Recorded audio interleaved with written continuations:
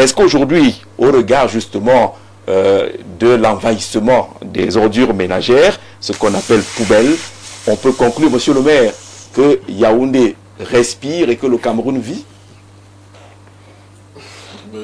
C'est un peu difficile. Hein? Je pense que c'est... Vous donne la patate chaude là. Non, c'est une préoccupation qui ne se limite pas qu'à Yaoundé. Je crois que toutes les grandes villes du Cameroun connaissent le même phénomène. Il y a une situation qui est due à des causes lointaines et multiples. C'est une situation qui... L'urbanisation n'a pas été planifiée. Absence de planification. La population croît énormément. Un rythme non contrôlé, puisque le recensement est vieux de 20 ans. L'urbanisation va encore beaucoup plus vite que la croissance générale de la population. Ce qui veut dire que, année après année, les villes, les grandes villes surtout, reçoivent de plus en plus de monde et aujourd'hui nous sommes plus de la moitié à vivre en ville. Des villes qui n'ont pas été préparées pour ça. Parallèlement, ce que nous produisons comme ordures ménagères, on parle de ce qui est visible, donc les déchets solides, parce que les liquides on ne les voit pas, qui polluent aussi.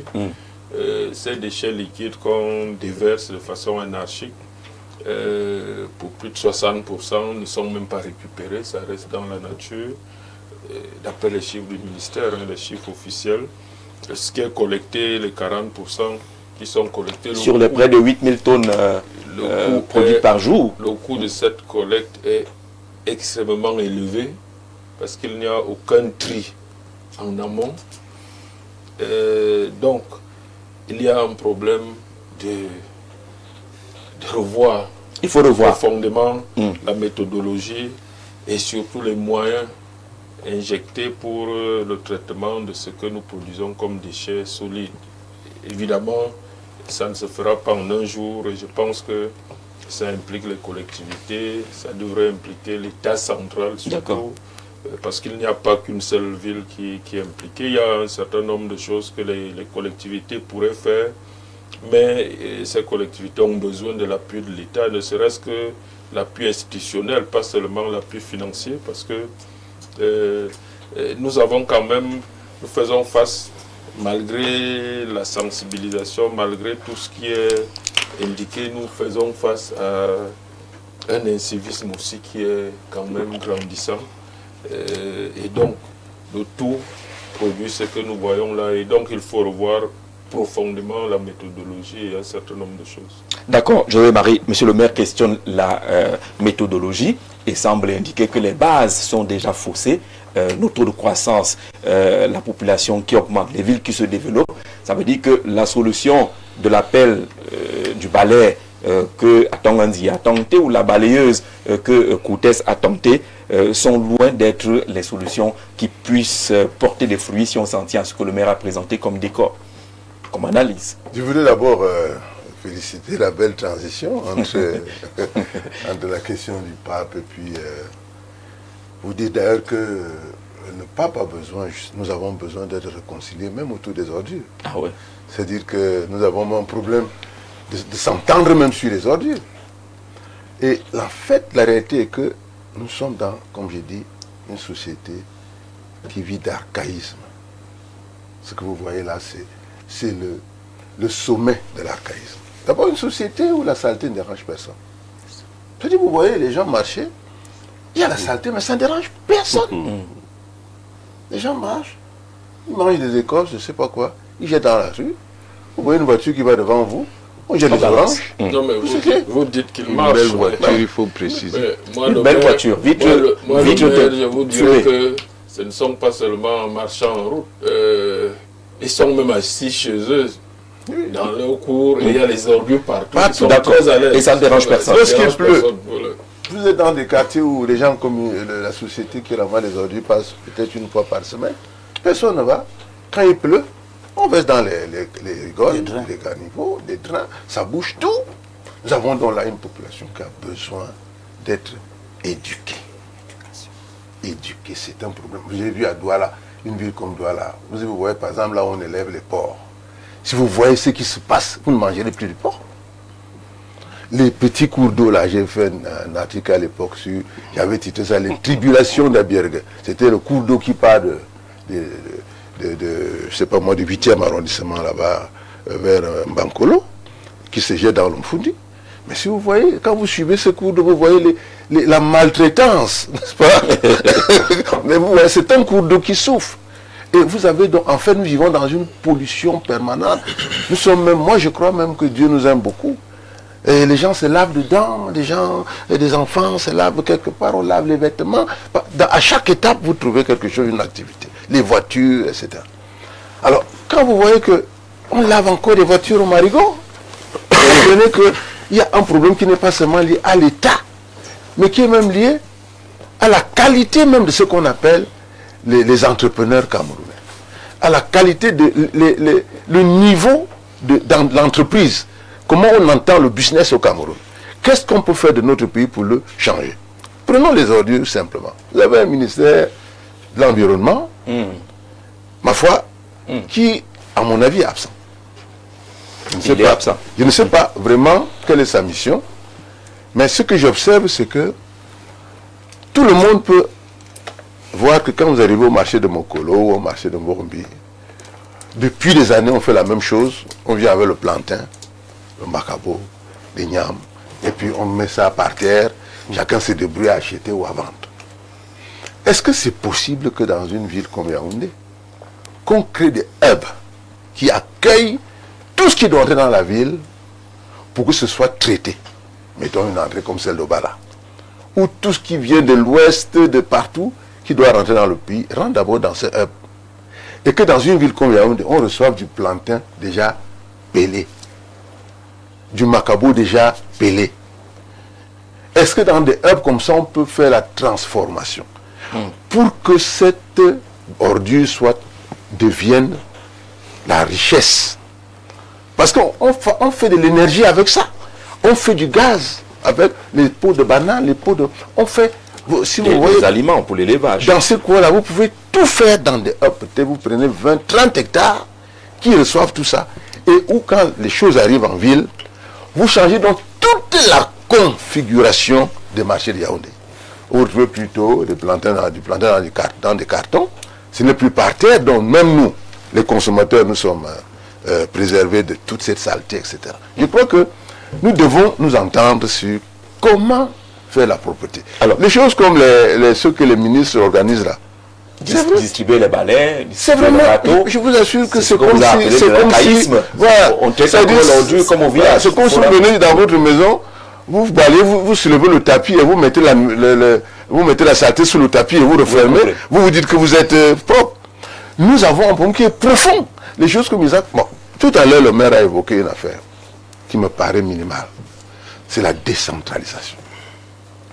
Pourquoi on ne donne pas à chaque mairie la gestion de ces ordures de manière claire? On dit Yaoundé 1, Yaoundé 2 jusqu'à Yaoundé 7. On peut créer à Yaoundé 7 sociétés de traitement des ordures. Vous avez parlé de 8000 tonnes par jour. Mais si vous divisez 8000 tonnes par 7, vous avez 1000 tonnes pour chaque mairie. Et c'est un travail fastidieux, puisqu'il n'y a pas le jour férié des ordures. D'ailleurs, c'est les jours fériés qu'on les produit davantage. Bon, j'ai dit 3 choses. Former les populations à savoir que la saleté est un problème et que ça n'a rien à voir avec la pauvreté. C'est-à-dire pour être pauvre et propre. Donc, ça dépend de vous.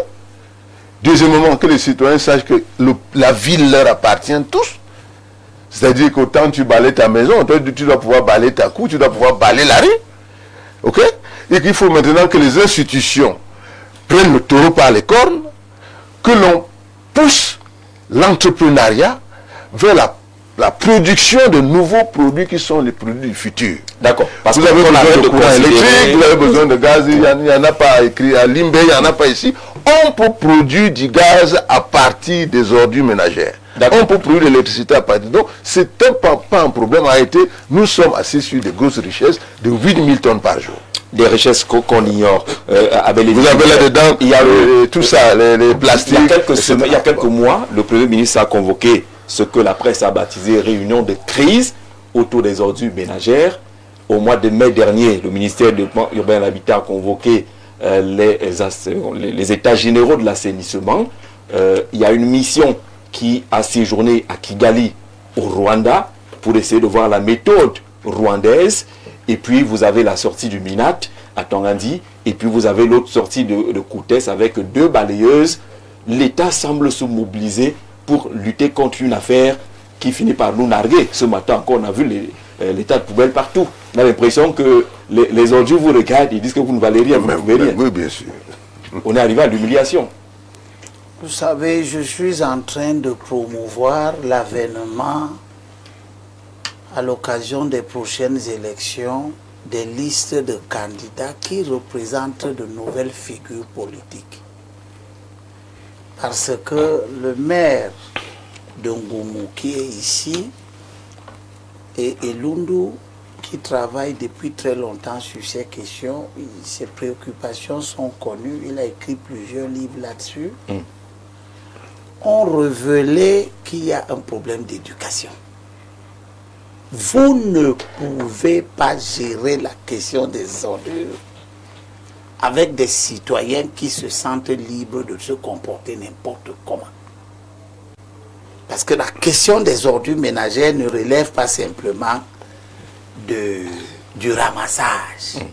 Vous pouvez même avoir des puissants moyens d'enlèvement. Mais si chacun peut créer un dépôt d'ordures où il veut, les moyens d'enlèvement vont être débordés. Comprenez? Quand nous on était petits, chacun avait une petite poubelle en route avec les demi-fûts. Puis, les gens ont commencé à trouver que ces demi-fûts-là, ils peuvent les voler. Ils ont commencé à voler les demi-fûts. Personne n'a rien dit. Et les familles qui avaient ces fûts, ne pouvant plus acheter des fûts parce qu'on les vole, ont commencé à déposer des ordures.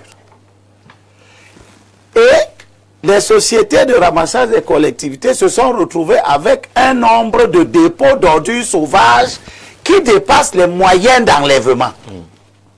Puis Isaac s'est retrouvé dans l'impossibilité d'entrer dans tous les quartiers parce que les routes de quartiers dégradés avec les saisons de pluie respectives et tout ça ne permettent pas aux gros camions d'Isaac d'entrer. Puis on a imaginé qu'on pouvait faire la précollecte avec des petites organisations qui ramassent à l'intérieur pour venir jeter là où Isaac peut amener. Mais est-ce que tout le monde joue à ce jeu? Le vieux conseiller municipal que je suis sait que, eh bien, c'est non. Ça met en cause la question du gouvernement sur la matière de l'éducation. Vous voyez, on essaye de gérer un problème dans lequel l'un des déterminants, c'est l'éducation, et on ne parle pas de l'éducation. Je n'entends pas tous les jours dans les radios, les télés, les responsables de l'éducation, les maires qui parlent aux populations du comportement. J'ai vu à Bonadibon, avant-hier, vendredi, nouvelle route Bonadibon, un grand dépôt d'ordures qui est là depuis, qui s'étend. Mais j'ai vu un nouveau type d'ordures. Les vendeurs de pneus qui sont partout là à Bonadibon, dans la zone de ancien number 1, ils estiment maintenant que les pneus qu'ils amènent d'Europe, qu'ils réchappent, qui ne sont pas vendus et dont les stocks commencent à encombrer, ils viennent les décharger dans les décharges d'ordures ménagères. Pour que ce soit Isaac qui les enlève. Vous convenez avec moi que Isaac ne va pas les enlever. Deuxième chose. Est-ce que vous pensez que vous pourrez gérer la ville de Yaoundé et la ville de Douala en 2035, 2040, si vous laissez croire à tous les Camerounais que tout le monde peut venir à Douala et à Yaoundé sous le prétexte de venir se chercher? On ne peut pas avoir des villes à l'extension indéfinie. On ne peut pas avoir des villes qui se prévalent d'être capables de recevoir tout le monde. Il faut être capable de dire à nos concitoyens et le gouvernement, avec la décentralisation qui risque d'échouer. Parce qu'il ne suffit pas de dire à Bel et Libelobé, il faut créer les conditions d'attractivité dans ces communautés, dans ces territoires. C'est à ça que nous voulons arriver. En disant, vous savez ce que le gouvernement, dans le cadre des compétences transférées aux collectivités territoriales, demande aux communes? La promotion des activités agricoles, pastorales, artisanales, piscicoles, d'intérêt communal, article 156 du Code général. C'est les moyens pour ça aussi. Promotion, d'accord, mais les moyens qui vont avec. Avez-vous d'abord les hommes qui savent promouvoir ça? Les maires, tous les maires qui sont là, ils sont RDPC à 99%. Le RDPC gère 313 communes. Le RDPC gère 313 communes. Oui. Sur qui 160. ne promeuvent pas les activités. Non, on ne peut pas le dire de façon radicale. Je le dis, je suis dans... Toi, tu regardes ça comme journaliste. Moi, je regarde ça comme... C'est la même chose, non? Non, on ne voit pas la même chose. Les yeux du journaliste et les yeux du politique. Bien sûr. Ah, d'accord. Les yeux du politique regardent si les gens qui deviennent maires se battent pour ça, pour fixer les populations dans leur terroir, pour promouvoir les activités agricoles. Tu connais combien de maires ont promu une coopérative? Tu connais combien de maires ont... Le Code général des collectivités demande aux maires création, aménagement d'espaces publics urbains. Tu connais combien de maires ont aménagé des espaces publics urbains? Le Code général demande création, entretien, gestion des cimetières publics. Tu connais combien de maires ont créé un cimetière? Ils sont quel cimetière au village? Tu dis que quoi? Des grands villages. Bientôt, on risque à Douala, on enterre déjà les gens sur les autres. Les cimetières de Douala que tu vois là. D'accord. Qui datent que vous convoquez la responsabilité des élus locaux pour mais pas seulement les jeunes. Mais pas seulement, laisse-moi chuter. Oui, allez-y, pour la chute. Pour enlever les ordures, il faut une taxe qu'on appelle la taxe de développement local. Est-ce que tous ces gens qui sont à Douala et à Yaoundé payent leur taxe de développement local? Ils ne payent pas. Ils sont à Douala, ils sont à Yaoundé, c'est ça libre de vendre partout, comme Eliou nous disait, que on ne peut pas continuer avec un système où, à 4 h le matin, les camions arrivent des régions de production, déposent les commandes des clients sur les trottoirs, qui viennent ensuite les vendre sur les trottoirs. Est-ce que tous ces gens-là payent les taxes de développement local? Non, ils ne payent pas. Laisse que je vais lire ce que prévoit l'article 85 de la loi portant fiscalité locale. Tu n'as pas de document aujourd'hui, Abel. Je veux qu'ils écoutent et qu'ils sachent que la saleté, comme Elundu dit, c'est eux les responsables de la saleté. Les populations? Oui.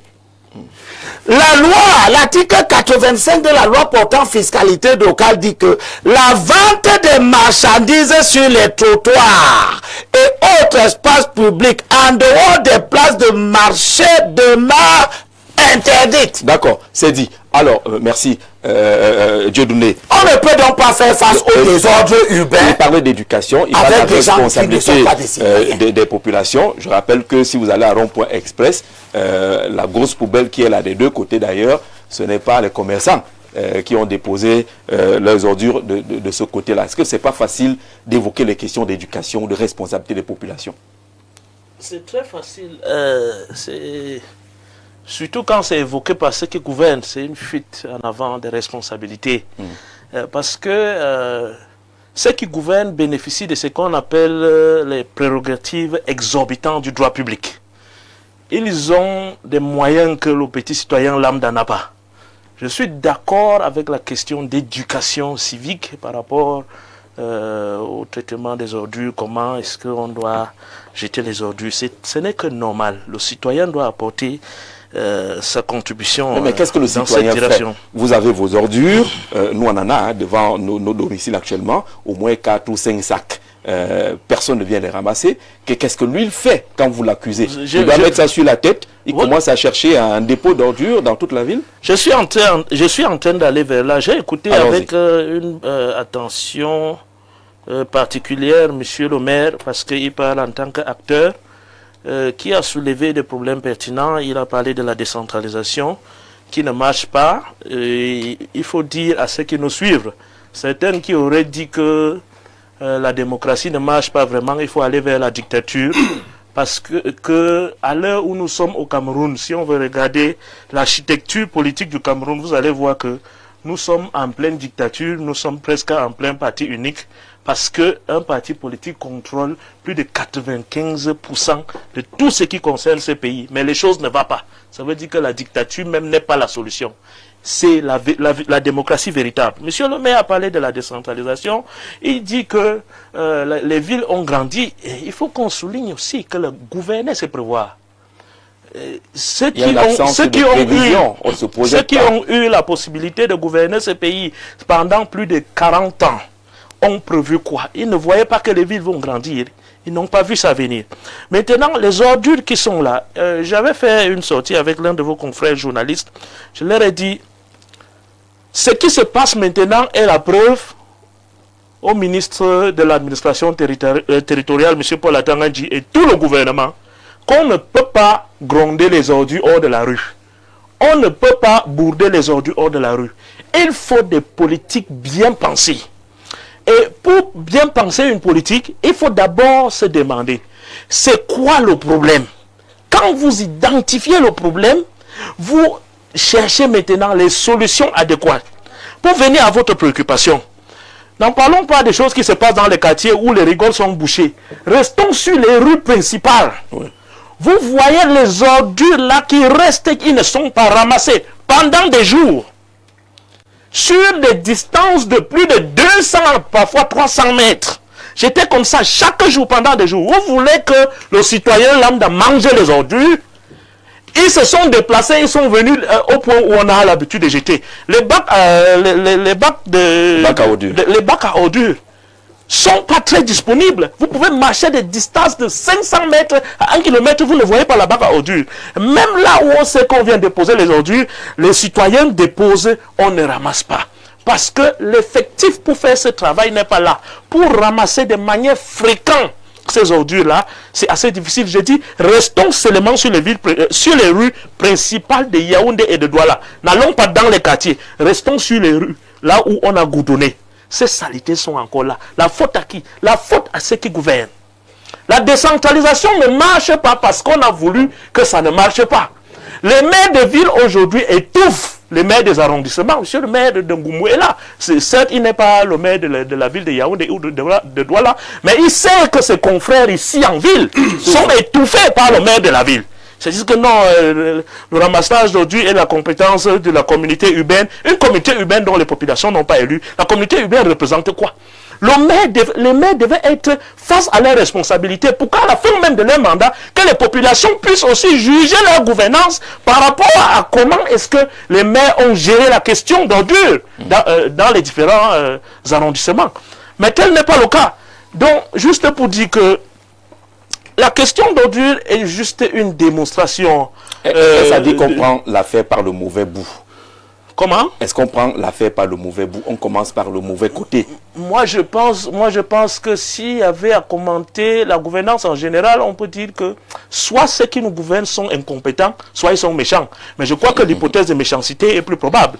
Parce que gouverner un pays pendant plus de 40 ans, et qu'à l'heure-ci là, on parle encore de la visite du pape, la conférence des ministres de l'Organisation internationale de commerce et ceci. Et on est dans l'état d'urgence. Tout est urgent dans ce pays. On court, c'est comme si on est sur assistance respiratoire. Ce n'est pas normal. Ce n'est pas normal. Et il faut que ça change.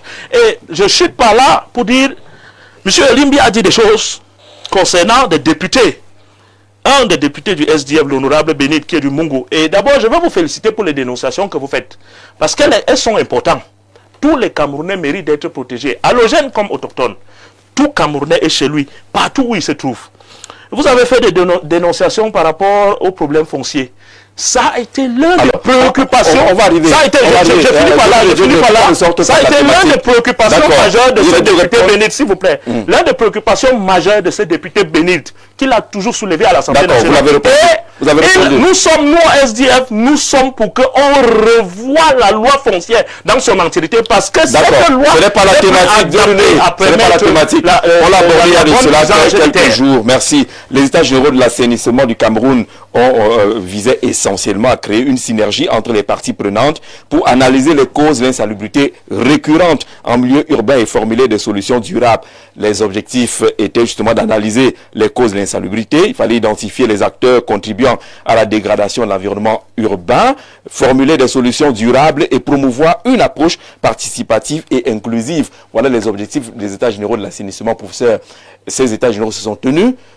On a entendu parler des moyens qu'il fallait ajouter et que c'était terminé. L'OPM s'est prononcé là-dessus, mais aujourd'hui on a l'impression que les ordures se moquent même des plus hautes autorités du Cameroun.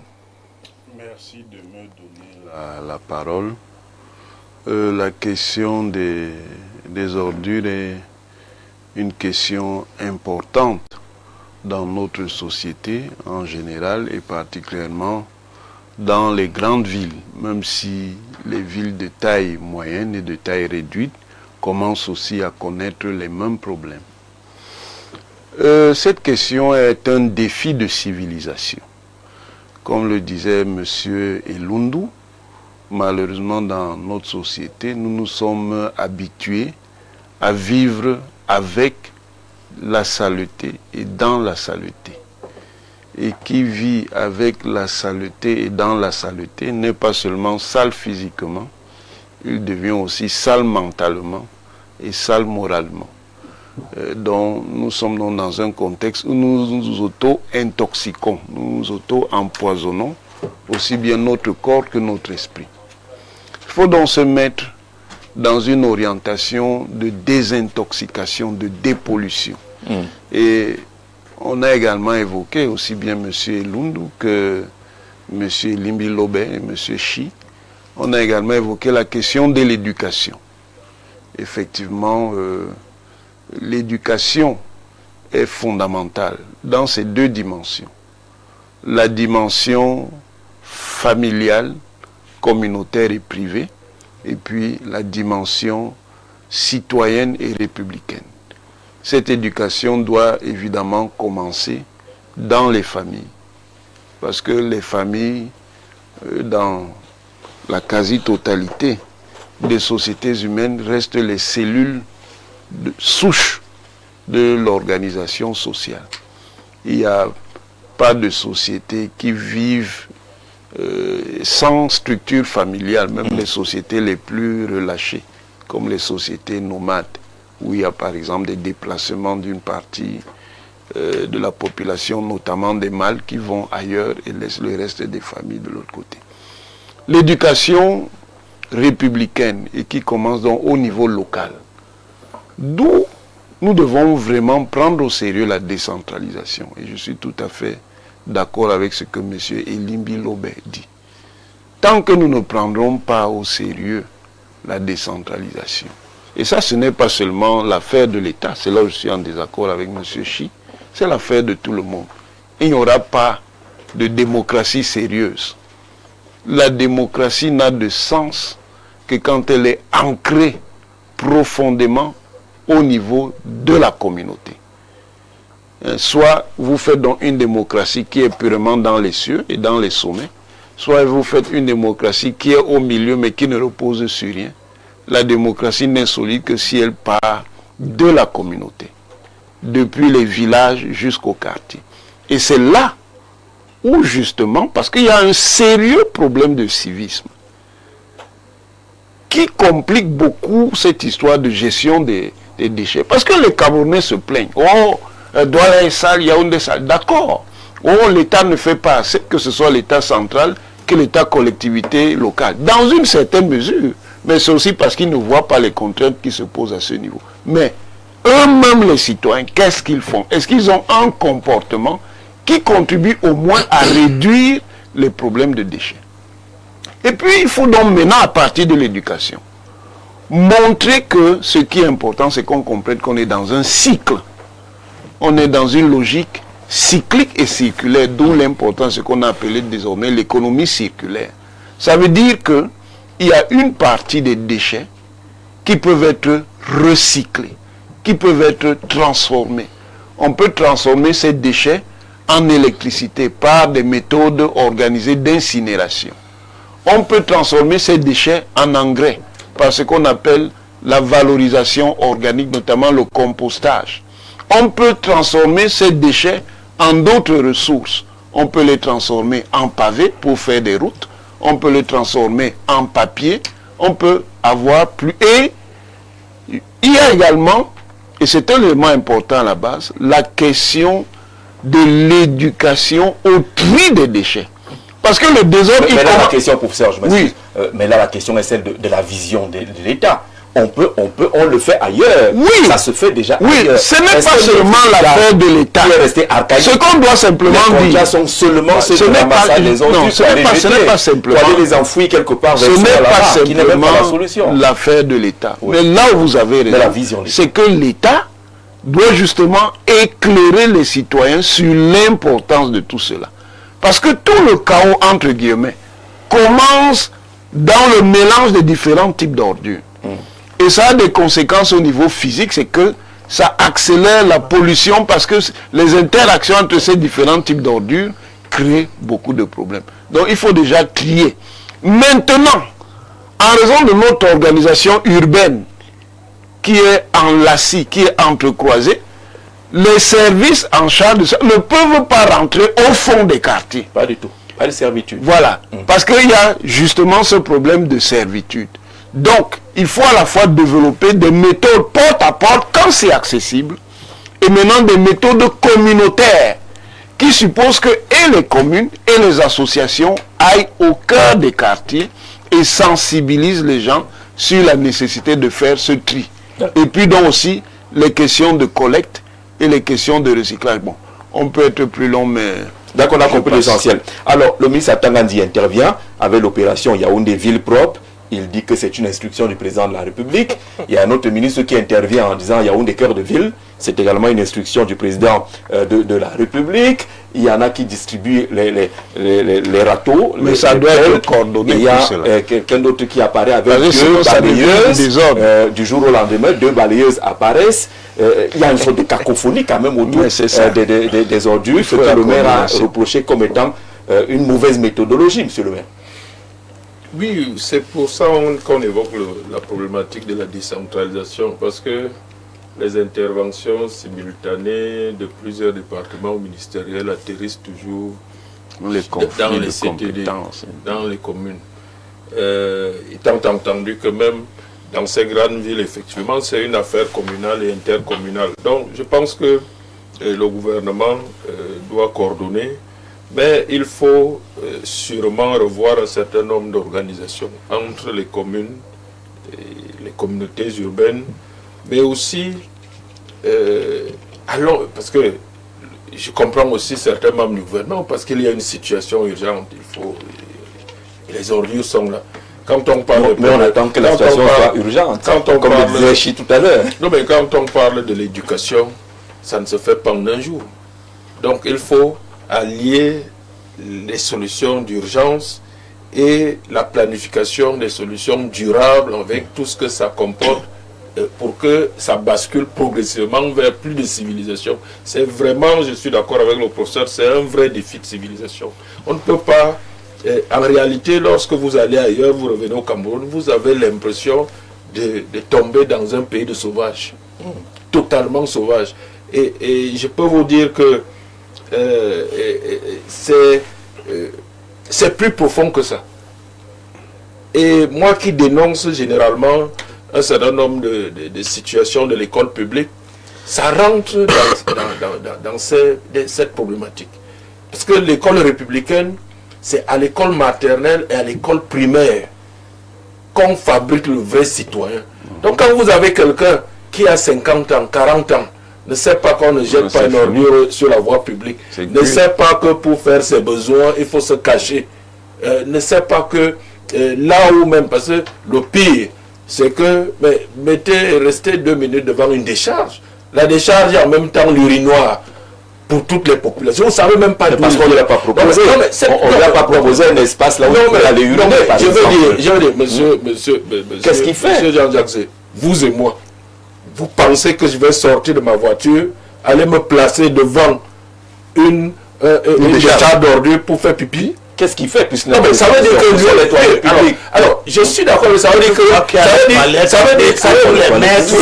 Ça veut dire que vous pensez qu'il y a des toilettes. Vous êtes allé à Paris, vous avez vu les toilettes publiques. Vous avez remarqué qu'il y en avait. Est-ce que vous pouvez rester 10 ans en France, vous ne verrez jamais quelqu'un en train de faire pipi en route?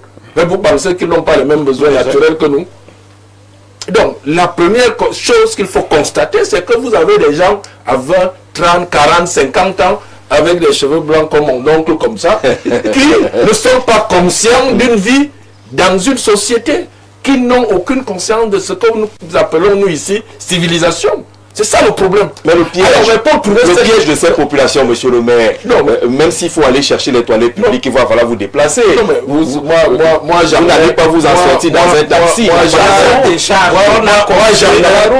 eu un délégué de gouvernement à Douala qui s'est employé à construire des toilettes publiques dans des lieux les plus publics. Allez voir ce que ces toilettes publiques sont devenues. C'est ce que je veux dire. Au rond-point d'Ado, il y a des toilettes publiques qui sont devenues des comptoirs commerciaux. Toilettes publiques payantes. Non, je peux vous dire toilettes publiques ou payantes. Toilettes publiques ou pas, ce n'est pas une raison pour qu'au boulevard du 20 mai, quelqu'un ouvre son pantalon. Ce n'est pas une raison pour passer un message. Non mais, ce n'est pas un problème de message, c'est un problème de vie sauvage. C'est un sauvage. C'est un sauvage. Un étranger qui le voit. Mais je peux vous dire, allez au Rwanda. Vous allez rester sur le Rwanda. On a créé les Rwanda. Mais je peux vous dire que si vous allez au Rwanda, faites l'expérience, faites pipi en route, vous verrez ce qui va vous arriver. C'est la prison. Et donc moi je pense qu'il y a effectivement un sérieux problème d'autorité de l'État. Là je suis d'accord. Il y a un sérieux problème d'autorité de l'État. C'est quoi l'autorité de l'État? Et moi qui suis maire, je me pose cette question de plus en plus. Si le Rwanda l'a fait, par la répression, avant la répression, monsieur le maire, avant la répression, il faut quand même installer un cadre. Il faut des préalables. Quel cadre? Vous voulez quel cadre? Monsieur le maire, si vous êtes à la poste centrale, vous avez un besoin, vous faites comment? Il y en a des toilettes publiques à la poste centrale. Vous n'avez pas la cathédrale là? Oui, il y en a. Il y en a même qui sont payants sous la cathédrale. Il y en a. Moi, j'ai 3 toilettes publiques au Carrefour devant ma mairie. Oui. Mais je peux vous dire, chaque jour, je verbalise certains, parce que quand c'est devant moi, je verbalise. Mais chaque jour, puis vous voyez même des enseignants. J'ai verbalisé un instituteur. J'ai dit, mais lorsque vous organisez, je reçois le 20 mai, le 11 février, j'ai pris sur moi de recevoir tous les jeunes défilant les élèves. Alors, j'essaye de mettre des poubelles parce qu'ils reçoivent des sandwichs, des jus. J'ai dit, bon, essayez de les sensibiliser, de ne rien jeter au sol. Mais quand vous arrivez là où ils sont, bon, quand on insiste, il y en a moins qui jettent. Mais je prête une salle de classe à leurs enseignants pour organiser une cérémonie. Je vais retrouver ceux qui sont censés les former. Ils ont tout jeté au sol. Ceux qui enseignent ces enfants. Vous organisez une fête chez vous, des funérailles. Quand vous revenez le lendemain, c'est comme si c'est un champ de guerre. J'ai même vu ici à Yaoundé une grande cérémonie. Des gens en costume, cravate, des dames bien habillées autour d'une piscine de mariage que j'ai célébré moi-même. Et on a pris le vin d'honneur autour de la piscine. J'ai vu des gens, ils boivent un jus, ils jettent la bouteille plastique. On se dit, mais monsieur, d'accord. On est d'accord là-dessus, la question d'éducation. Et c'est pour vous dire que le mal est profond. Le mal est profond, mais il y a avant la démocratie. C'est aussi le sens que nous donnons à l'autorité en démocratie. Nous sommes ici à Yaoundé 3.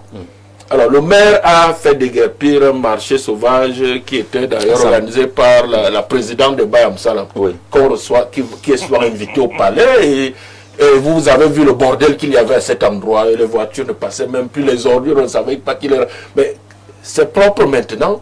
Mais vous avez vu tout ce que le maire de Yaoundé 3 a subi. Pourtant, nous circulons mieux là-bas maintenant et c'est propre.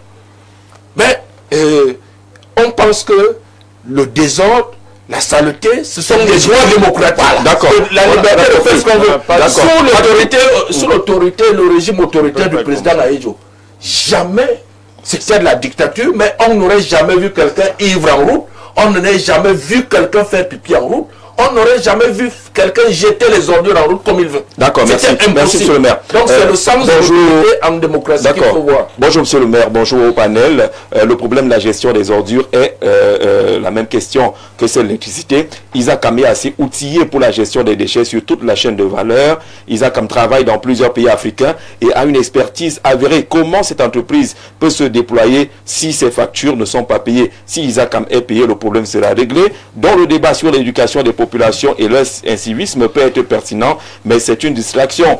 On peut résoudre par la répression financière. Monsieur ça c'est le lobby. On n'en a rien à faire. Les factures Isaac ne peut même pas s'en sortir pour le ramassage des ordures. Dans les villes sont arrivées. D'accord. 3 millions à pour sanctionner un citoyen qui verse ses ordures au sol, il faut déjà lui proposer un bac. Ça, c'est le lobbying pour qu'on paye leurs factures. Il faut aussi payer leurs factures. Non, mais ce n'est pas ça la raison aussi. Ce n'est pas la raison. On parle de... Élimine-le d'abord en 2 minutes et demie. Élimine-le en 2 minutes et demie. Ce n'est pas dans le problème de fond. Tu as dit des choses importantes sur lesquelles je voudrais revenir parce que je dis les mêmes choses, mais en réalité, nous ne parlons pas de la même manière. Vous savez, ces questions sont tellement essentielles que il faut éviter de les réduire aux simples batailles politiques et politiciennes. Tout à fait. Je vous assure que même si on enlève Paul Biya au pouvoir, on prend les 313 mairies RDPC, on met les opposants dedans, il y aura le même désordre. Peut-être même plus. Pourquoi? Quand le maire Elundu, qui lui-même, le prof, nous parlons de l'éducation. Cette idée d'éducation concerne même ceux qui sont au pouvoir. Tout à fait. Oui. Est-ce que les gens que nous avons mis maires ont une éducation qui les prédispose à combattre le désordre urbain? Si vous avez à la mairie d'arrondissement, si vous avez dans les communautés urbaines des gens qui considèrent que vendre en route est légitime, normal, parce que les gens se débrouillent, ils doivent trouver de quoi manger. Quand vous avez à l'intérieur d'un conseil municipal des conseillers municipaux qui ont cette tournure de l'esprit et qui vont paralyser le maire dans ses actions si jamais le maire ne conçoit pas les choses de la sorte, vous obtenez un désordre urbain légitime aux yeux de ceux qui devaient le combattre. Vous comprenez? Vous ne pourrez jamais avoir une ville normale avec des citoyens qui pensent que le commerce doit se faire sur la voie publique. Monsieur Libulobé, pour vous confirmer, le débat, quand on fabriquait cette loi sur la fiscalité locale, j'étais membre de la commission avec 2 autres collègues. Nous avons insisté pour que ça soit inscrit, cette interdiction. Et qu'aucune mairie ne prélève plus 5 francs de la voie publique au prétexte qu'ils se débrouillent. Que ça soit interdit et que les forces de l'ordre et toutes les autorités, y compris les CTD, appliquent la règle d'interdiction absolue. Et que les voies publiques se libèrent. Maintenant que la redevance sur les marchés soit perçue par les communes, là où les communes ont aménagé des places de marché. D'accord. Voilà. Oui, allez-y, monsieur le ministre. Oui. Si nous avons même des citoyens éduqués, Cela suppose des citoyens qui savent qu'ils doivent contribuer au fonctionnement du pays. Tout à fait. C'est le citoyen éduqué dont nous parlons là. C'est le citoyen qui doit savoir que son activité économique génère des ordures. Qu'il y a des taxes prévues pour financer le ramassage, la transformation et tout, relatif avec ces ordures. La présence en ville, même les étudiants paient la taxe. D'accord. Sur les Or, j'ai été conseiller municipal pendant 10 ans. Oui. La taxe qui est allouée au ramassage des ordures et aux autres actes de développement, l'électrification qu'on appelle la taxe de développement local, en dehors de ceux qui ont un bulletin de salaire, personne ne paye la taxe de développement local. D'accord. Parce que même si nous sommes disciplinés et que nous déposons les ordures aux endroits prévus, il va rester maintenant que l'entreprise soit capable de venir enlever. Et qu'on paye ses Et factures. qu'on paye cette entreprise, Oui. qui ne doit déjà même pas être un monopole. Tout à fait. D'accord? Donc, j'arrive à quelque chose qui me tient à cœur. Le facteur humain. Quels sont ceux que nous envoyons pour gérer notre destin collectif au niveau des collectivités territoriales décentralisées? Je laisse les ordures. Je reviens sur l'éducation. Est-ce que tu sais que sur les 360 communes du Cameroun, il n'y a aucun maire depuis 1996 que la décentralisation est inscrite dans la Constitution? Et qu'en 2004, les premières lois sur la décentralisation ont commencé, notamment la loi fixant les règles applicables aux communes, la loi fixant les règles applicables aux régions, et comment on appelle ça, la philosophie générale même de la décentralisation qui a été évoquée dans le cadre des choses de 2004. Eh bien, il n'y a qu'un seul maire au Cameroun qui en 5 ans a construit 5 écoles maternelles. Il était à Douala, il s'appelle Dehors Prison. Les gens sont maires à Douala. La ville de Douala a 60 milliards de francs de budget. Même aucun délégué du gouvernement n'a construit des écoles maternelles. D'accord. Moi, j'en ai construit 7. Très bien, C'est au-dessus de 5. Au-dessus de 5. Bon, je te félicite alors. D'accord. On va avancer. Je veux que d'autres maires nous disent, moi j'ai construit. Ils ont la possibilité de nous jouer. Les gens sont maires, ils ne construisent pas des écoles. Ils ne doutent personne. Ils ne ramassent pas les ordures. On dit ici, attends, je lis ça. Attends, je lis ça. L'aménagement et la viabilisation des espaces habitables. Si vous avez une ville où on n'aménage rien, ça veut dire que vous n'aurez pas de servitude. Oui. Vous n'aurez pas de route où les amasseurs d'ordures peuvent passer, etc., etc. Les maires n'aménagent rien. D'accord. On a compris Les cela. gens sont maires 15 ans. Joseph Marie. Quelqu'un a dit, je termine. Dis-moi un peu. Un maire qui est maire. On va vous recevoir. On va Un maire qui est maire comme toi pendant 15 ans, comme on doit la première. Et qui, j'ai vu Tamba, il a d'ailleurs été ici. Et qui n'a même pas été capable de mettre les gens à la CNPS pour Voilà. qu'ils travaillent. D'accord. Vous l'avez dit. Joseph Marie. Ouais. Joseph Marie. Tu attends qu'il ramasse des ordures? On a parlé tout à l'heure des objectifs visés par et les États généraux et les réunions à la primature. C'est pratiquement les mêmes objectifs qui sont évoqués chaque fois qu'il y a une réunion. Mais sur le terrain, rien n'avance. Est-ce qu'on est finalement d'accord que ce qui se passe là, au niveau des instances gouvernantes, malgré les expériences qui sont allées chercher au Rwanda, c'est le maire cité local. C'est même pas nécessaire d'aller au Rwanda. Il y a une délégation ministérielle en tout cas qui a séjourné C'est le bon sens. au Rwanda pour aller faire même faire le copier-coller, on ne réussit pas. Vous me donnez l'occasion quand même de revenir sur... il y a mon frère Limbi qui a évoqué le maire de Douala Premier, Jean-Jacques Légué Malapa. qui est un ancien basketteur comme moi. Ah, Légué Malapa. Oui.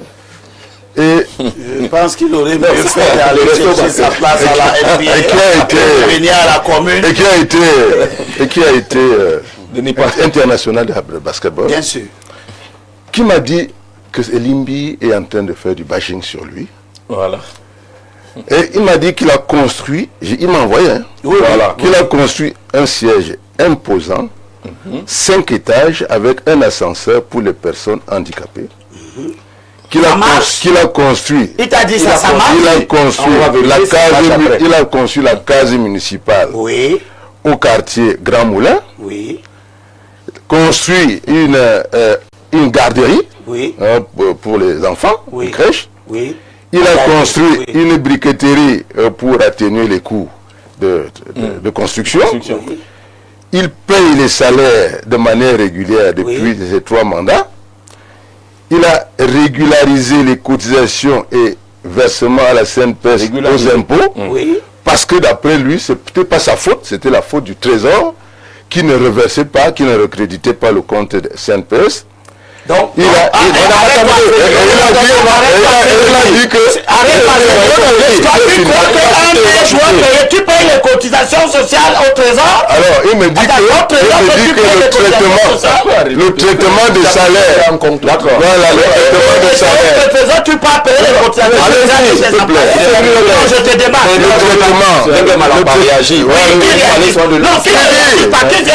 Le traitement des salaires, il se fait de telle manière que c'est le Trésor qui vire les salaires, qui vire les impôts et qui vire à la CNPS. Donc Bokazé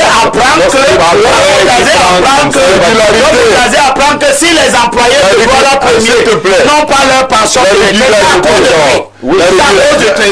la régularité des stages de vacances à plus de 500 élèves et étudiants chaque année.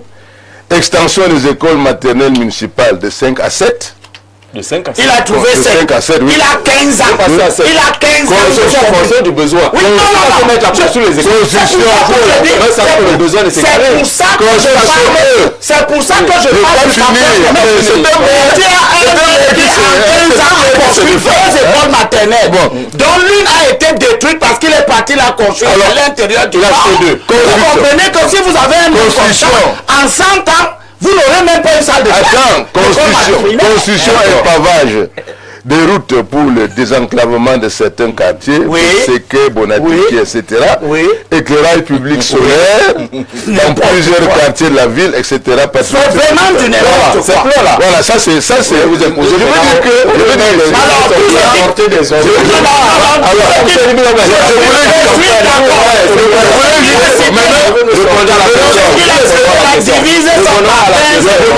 Combien il a fait par an. D'accord. Je voulais dire à mon frère, à mon neveu, que notre métier aussi, c'est parfois restituer ce qui apparaît comme la vérité. C'est-à-dire, si je suis sur un plateau et qu'il me rend compte que mon neveu, peut-être parce qu'on a mal informé on a mal informé peut-être un panéliste, et qui, bon, je peux lui dire, écoute, moi ce monsieur, je le connais, c'est mon neveu, je sais qu'il est un type sérieux, est-ce que vraiment il a pu faire des choses pareilles? Donc c'était pas pour faire, c'était juste pour restituer quelque chose en faveur de quelqu'un. Merci beaucoup et merci à M. Et pour la crédibilité effectivement de notre émission. La deuxième chose que je vais te dire, c'est que je vais boucler mon affaire sur les ordures ménagères. Nous sommes tombés d'accord sur le fait qu'il y a l'éducation à l'école primaire. Ce n'est plus au niveau des gens tordus que nous sommes. Vous remarquerez que même traverser la route, les Camerounais ne savent pas traverser la route. Allez vous mettre à la pause centrale. Une femme a failli me tuer sur un passage clouté. Elle me voit sur le pas. Elle fonce sur moi, me demande qu'est-ce que j'ai fait là. Sur un passage, le père, c'était citoyen, mon cher Chi. S'il faut les appeler. Enfin, c'est des individus vous appellent sur le passage qui ne savent pas qui sont des... D'ailleurs, j'ai fait un saut pour mon âge, mais il fallait me faire mal sur la route.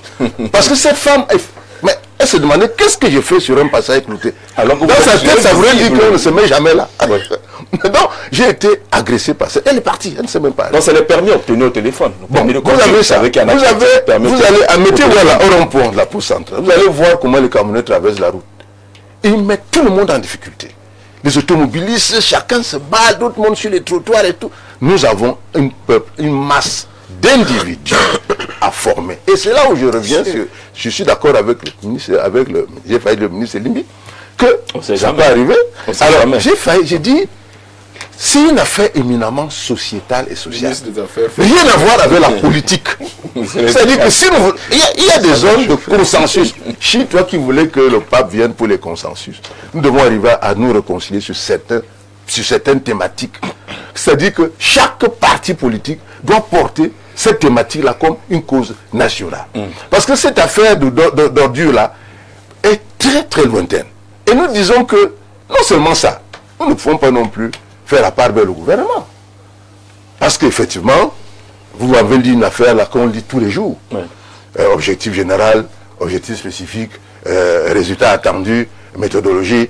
Les mêmes histoires, ils appellent ça les thèmes de référence. Depuis 20 ans, 30 ans, quand on vous parle des mêmes choses, on vous dit que vraiment vous pensez qu'on devrait faire des états généraux en évoquant des choses comme ça que vous dites là, que non, il faut aller dans les quartiers, il faut que les gens, qu'on creuse les routes. Tout ça est connu. Ce qui relève du normal. La réalité est quoi? La réalité est qu'on refuse de franchir le grand pas. Le grand pas c'est quoi? C'est faire confiance aux Camerounais. Et leur donner l'opportunité de gérer les espaces en tant que citoyen, en tant que patriote. C'est-à-dire que comme on vous est là, donnez-lui l'autorité de gouverner sa mairie. Vous avez une ville comme Yaoundé. Moi, j'ai vu des batailles ici où le maire central s'en va casser des petites boutiques à Yaoundé 6e. Je dis, mais qu'est-ce qu'il va chercher là-bas? Pourquoi ce mélange, ce genre de choses où un maire est là, un autre type vient lui dire, tu ne peux pas le faire. Parce que c'est moi le maire supérieur. Donnons la responsabilité aux gens. Et puis, contrairement à ce qu'on croit, ce pays n'a pas autant d'argent que ça, pour l'instant. Mais le peu d'argent qu'il y a, qu'est-ce qu'il y a? Vous arrivez devant un ministère. Un secrétaire général a une voiture qui coûte 80 millions.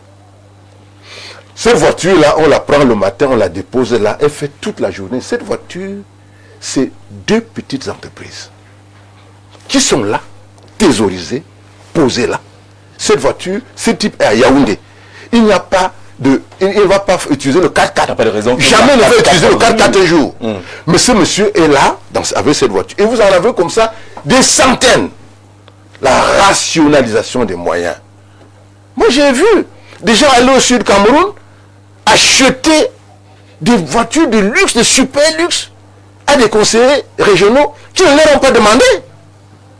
Donc, demandez aux gens qu'est-ce qu'ils veulent faire avec l'argent. C'est ça. Ne posez pas aux gens des choses de Yaoundé, voilà, on vous envoie les voitures, mais pourquoi? Eh bien, tu peux laisser. Mais pourquoi? Le minimum, c'est ça. Le minimum, c'est qu'on doit reconstruire un budget, et ça, je suis entièrement d'accord avec le professeur Ouna. Un budget qui part de la base. Qu'est-ce que le gars de mon village veut dans son village? Je vous rappelle que moi je suis de Kolmios 2, il connaît. L'argent de l'État s'arrête à Evodoula. Après Evodoula, dans mon village, il n'y a que ma mère qui touche 18 000 francs de pension. L'argent de l'État n'arrive pas chez nous.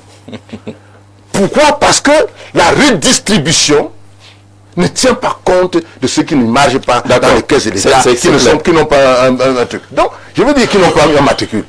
Je finis en disant que la modernisation de notre pays va être le prochain chantier de ceux qui vont gouverner ce Cameroun. C'est-à-dire qu'on ne peut plus traiter les affaires d'ordures comme au village. Et c'est ça même d'abord comment traiter ça. Au village même il n'y a pas d'ordures. Au village il n'y a pas d'ordures. On commence à en avoir. Alors, vous prenez, je finis en 2 minutes. 1 minute. Et Elimi a posé un problème pertinent. La décongestion des villes. Pourquoi tout le monde est à Yaoundé?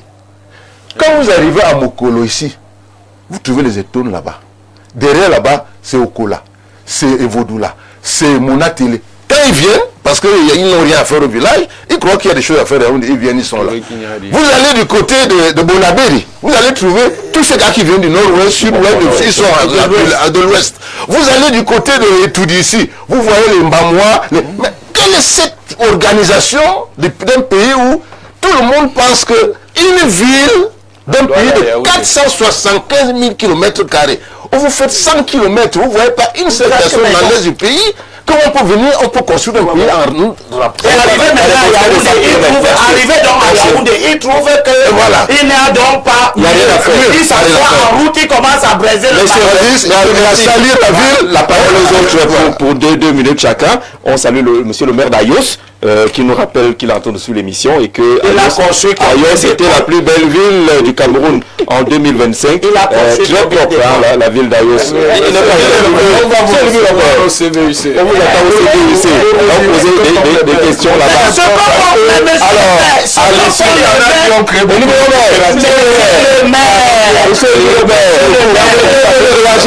Monsieur le maire, permettez-vous de réagir. Oui, je vais d'aller interviewer si chacun maire envoie son bilan. Il faut qu'ils viennent à la télé pour le dire qu'ils n'ont rien fait. Parce que si c'est que les maires vous qui les appelez à la télé, ils sont obligés de réagir. On vous appelle. On vous appelle au CVUC. D'accord. Quand quelqu'un me dit qu'il a construit 2 écoles merci, merci, monsieur. ça veut dire qu'on doit la merci beaucoup. Bonjour à l'issue de la tenue. S'il te plaît, merci. À l'issue de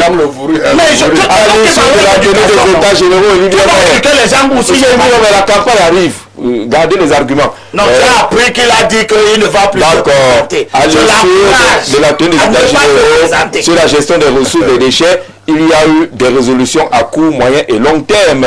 S'agissant de leur mise en œuvre à court terme, les centres de regroupement des ordures sont en train d'être construits dans les 7 arrondissements de Yaoundé. Première chose, qui recevront ces centres de regroupement des ordures, les ordures déjà triées dans les ménages à moyen et à long terme, plusieurs OMU ont été signés entre les entreprises nationales et internationales et l'État pour la transformation des ordures, pour en faire des ressources et d'énergie. Tout ceci devant nous conduire à l'énergie circulaire. Pour ceux qui se demandaient où sont les résolutions des États généraux sur la gestion des déchets et l'assainissement.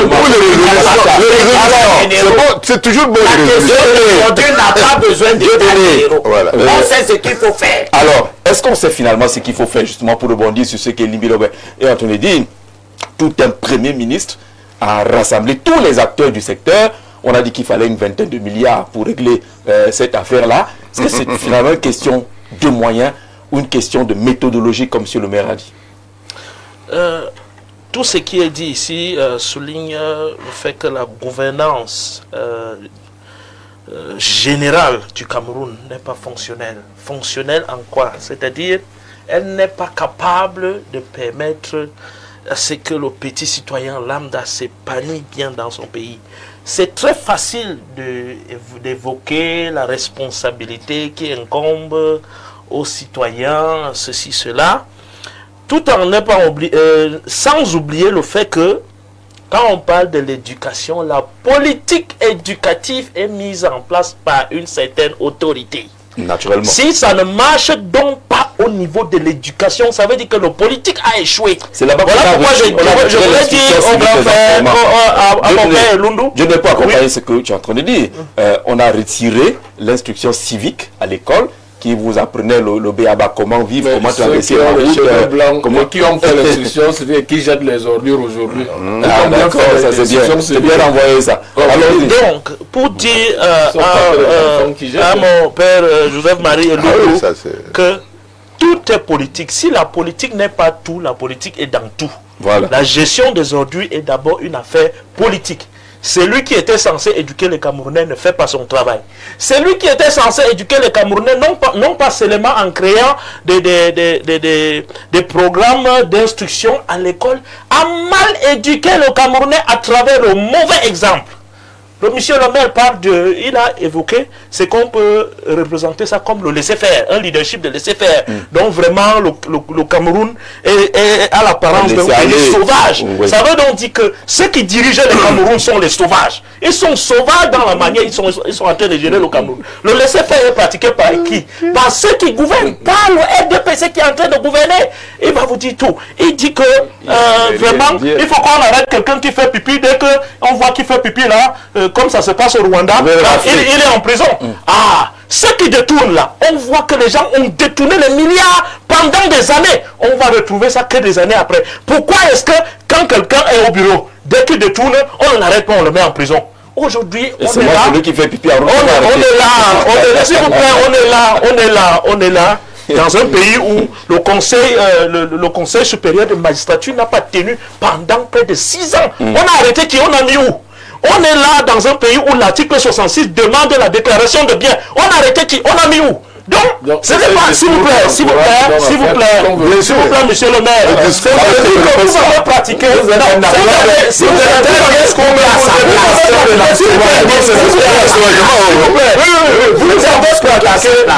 mis en place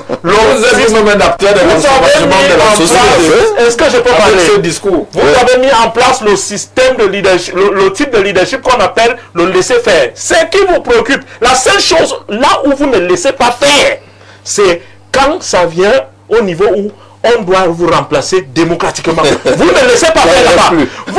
Vous êtes trop fort là-bas au point où, quand quelqu'un déclare qu'il a volé les élections, il a donné à Paul Biya, on ne le dérange pas. Celui-là, il est sain parce qu'il a dit qu'il a volé pour Paul Biya. Mais si l'autre personne dit que quelqu'un qui n'est pas Paul Biya a gagné les élections, celui-là, il doit aller en prison. C'est là votre préoccupation. Et vous êtes dans la posture très difficile aujourd'hui en tant que maire issu du RDPC qui gouverne à 95% le Cameroun pour faire ces dénonciations parce que vous êtes coupable. Le système dans lequel vous appartenez, qui a gouverné le Cameroun pendant plus de 43 ans, est coupable de tout ça. Et la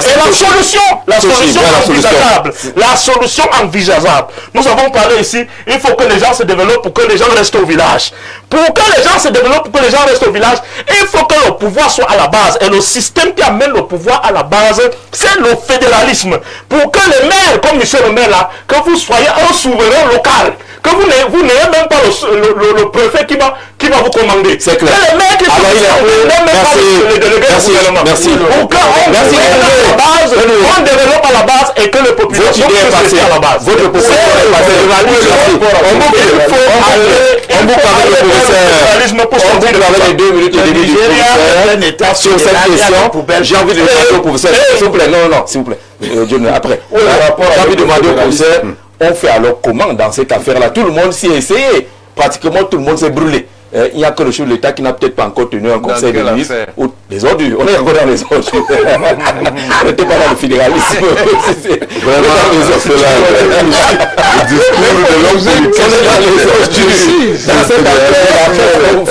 je crois que, en fait, il faut faire preuve de bonne volonté et comprendre que c'est une question collective dans laquelle chacun a son rôle à jouer. L'État doit donner les messages et les instructions pour qu'il y ait la propreté. Maintenant, les collectivités territoriales décentralisées doivent pouvoir le traduire sur le terrain. Il faut qu'elles aient les moyens pour que cela se fasse. Mais elles ne peuvent pas le faire sans concertation avec les habitants des cités, avec les citoyens et les citadins. Et il faut beaucoup impliquer tous les acteurs, aussi bien les associations que les communautés. Parce que s'il n'y a pas une action en direction des associations et des communautés, on ne peut rien faire parce que c'est eux qui constituent le socle. Et enfin, les acteurs formels doivent être inscrits dans une compétition réglée. Ça veut dire par exemple que pour la question du traitement des déchets, on ne peut pas laisser ça à des monopoles. Il faut qu'il y ait une dimension concurrentielle dans les grandes villes pour que le service puisse éventuellement changer quand les collectivités territoriales et puis les résidents des différentes communes ne sont pas satisfaits. Merci beaucoup d'avoir abordé cette question. Vous verrez